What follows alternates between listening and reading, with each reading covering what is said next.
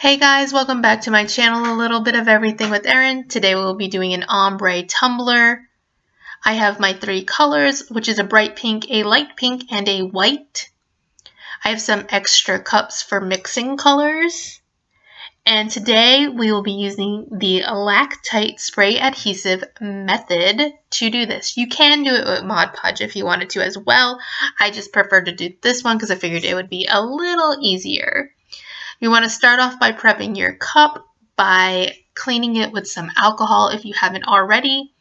And then you're going to go ahead and spray the cup. Remember, with the Lactite, you do have to work a little quickly, so spray it and be ready to put on your glitter. So I'm going to start with my darkest color, and at the top of the cup, I am going to do a straight line right across because I want that to be a little bolder.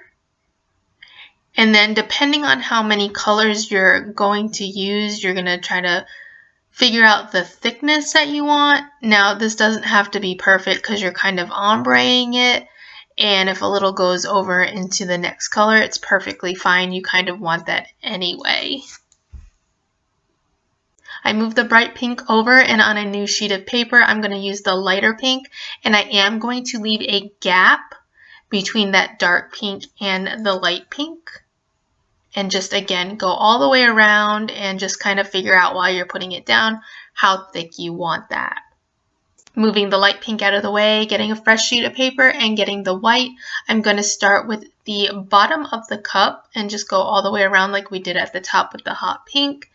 And then again, just kind of figuring out how far up I want to bring that white all the way around the cup. And if you are doing the bottom, make sure you apply glitter there as well.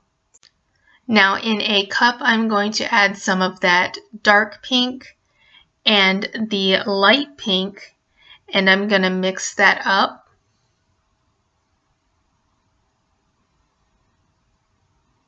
And I'm going to sprinkle that over the space between the dark pink and the light pink, and that can kind of go over the two colors as well.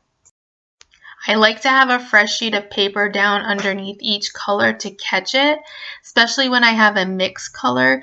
This way I can put it back in the cup and reuse what fell down so that I don't have to keep mixing the color and it's always going to be the same. Now in another separate cup, I'm going to mix up some of the light pink and some of the white. You probably, if you're using white, need a little more than you typically would. Sometimes that white just doesn't pop the way you need, so if you need to go a little heavy-handed with the white, go ahead and do that.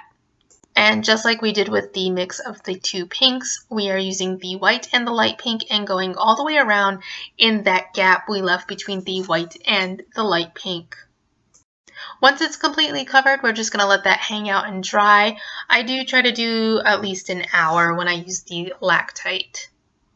Alright, so it's all dry, so we're going to do layer number 2. I like to do the Lactite with the ombre because I'm not pulling when I'm putting Mod Podge on. So I just prefer to use that for this method. Once we have our spray adhesive on, we're just going to go and do the same thing we did the first time around, just adding the dark pink, the light pink, the white, and then adding our mixes in between.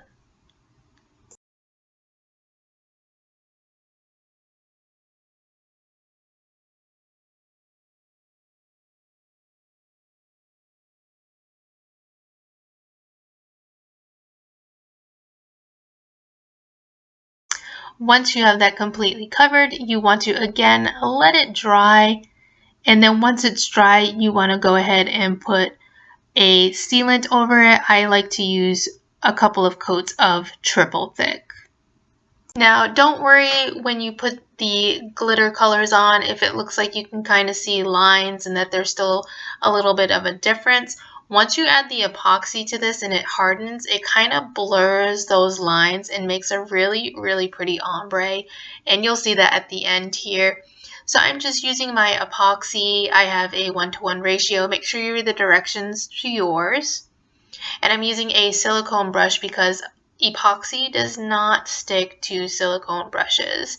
So once it's hardened, I can just pull it off.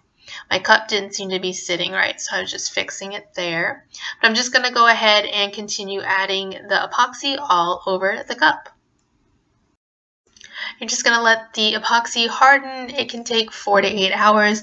I do like to do a full 24 hours to make sure it cures properly before I add any kind of vinyl decals to mine. Now that our epoxy is hardened, we're going to add a decal. This says Happy Teacher's Day. This is from craftbundles.com.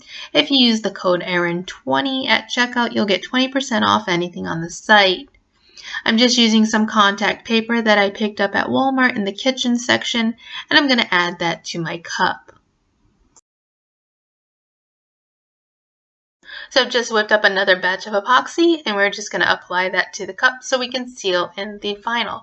You technically don't have to do this part. I just like to, if I'm already sealed the cup this much, what's one more layer, right? And that way I know that vinyl is going to stay there.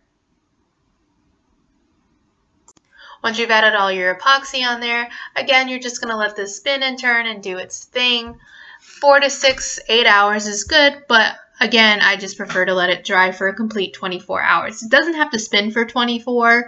I do take it off once it's hardened, but let it cure before you do anything else with it.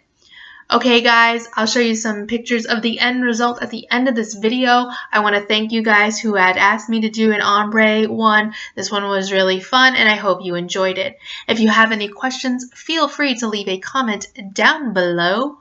If you haven't already, make sure you subscribe to my page.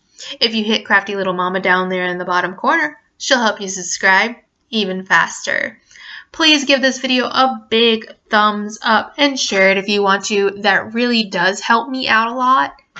And if you hit that bell, you'll get notifications anytime I post new videos. Until next time, guys, happy crafting!